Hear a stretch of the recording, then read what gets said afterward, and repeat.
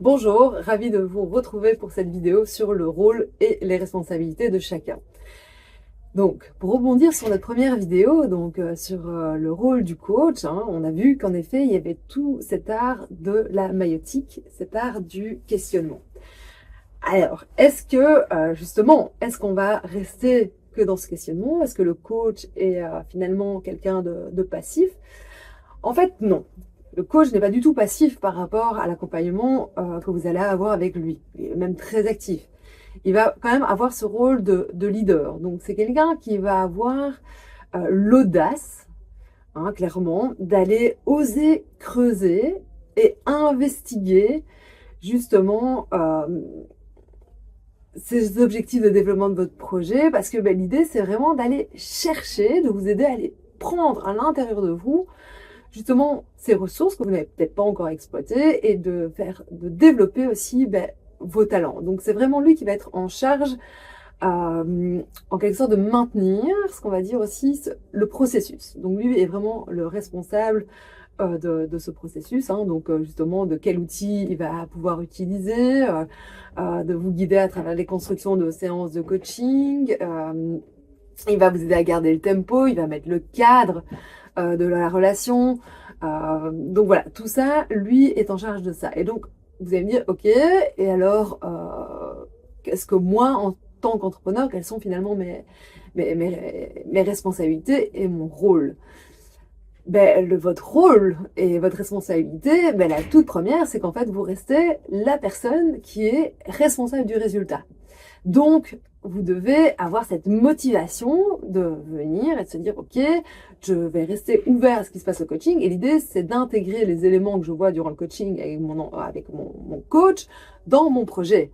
Et donc, c'est d'intégrer toutes ces nouvelles notions, tous ces nouveaux outils, toutes ces réflexions dans vos actions et vos différentes étapes. Et donc aussi de les tester et donc de ramener aussi ce feedback lors des prochaines séances de coaching.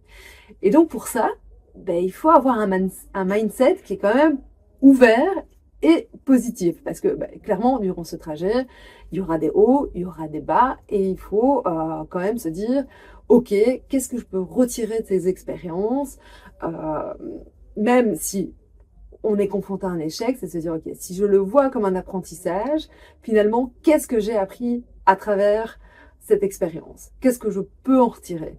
Comment est-ce que je peux pivoter? Et donc, c'est vraiment être ouvert. Ouvert à ce qui se passe, ouvert à votre ressenti, ouvert aussi au questionnement et parfois à la confrontation du coach. Le coach va aussi jouer l'effet miroir, il va venir refléter certaines choses, des fois que vous n'avez pas spécialement envie de voir, mais c'est là où le travail devient vraiment très intéressant.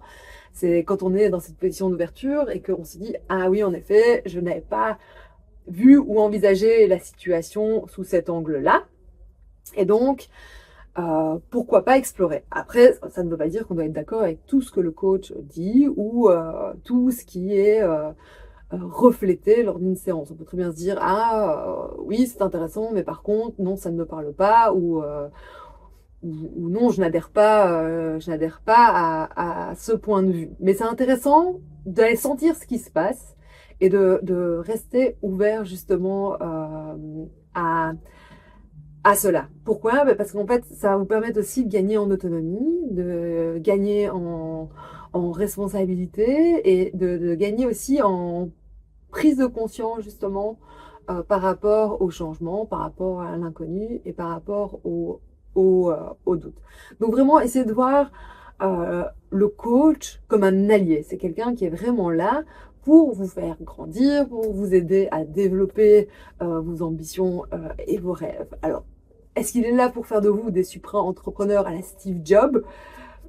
Non, non, c'est pas son rôle, en effet. Donc, comme je le dis, lui, en fait, de base, il n'a pas vraiment, comme on dit, il n'a pas d'objectif, il n'a pas d'agenda caché. En fait, il s'adapte à vous, à votre demande, et à travers les objectifs que vous souhaitez vous fixer, lui va, à travers le processus et les moyens qu'il a à sa disposition, vous aider à développer votre potentiel, vos compétences, votre talent, votre confiance, trouver les moyens pour réaliser les projets que vous souhaitez mettre en place, passer à l'action et justement définir toutes ces priorités. Donc voilà. Donc le coach, lui, va vraiment vous offrir cet espace de sécurité, cet espace d'écoute, un espace de soutien où justement les questionnements et les différentes pistes de solutions seront au rendez-vous. Donc n'hésitez pas quand il y a vraiment quelque chose qui vous traverse l'esprit ou même des questionnements, vraiment à le partager à votre coach parce que ça aidera clairement la relation et ça va clairement favoriser aussi le travail. Voilà. Donc, ça, c'est hyper important. Et alors, quelque chose aussi que souvent les entrepreneurs ont tendance à ne pas faire, c'est célébrer les succès. Donc, n'hésitez pas aussi, quand il y a quelque chose qui a bien fonctionné, que vous avez eu un retour positif, à en faire part de votre coach et vraiment de prendre un moment ensemble pour célébrer ce succès et voir aussi finalement, dans ce cas-là, quelle est la différence, qui a fait la différence. Donc, je dirais que la posture principale, c'est vraiment l'ouverture et l'état d'esprit. Alors maintenant, ici, donc comment justement, avec tout ça, qu'est-ce qu'on va faire de tout ça, de ces réflexions, de ces questionnements? En fait, l'idée, c'est quand même d'arriver à un moment à créer une demande qui est claire. Donc, comment créer une demande claire? Ça va justement permettre après de bien comprendre quels vont être les objectifs et donc de les décortiquer en détail. Et donc ça, on va en discuter dans la prochaine vidéo sur comment identifier et clarifier une demande.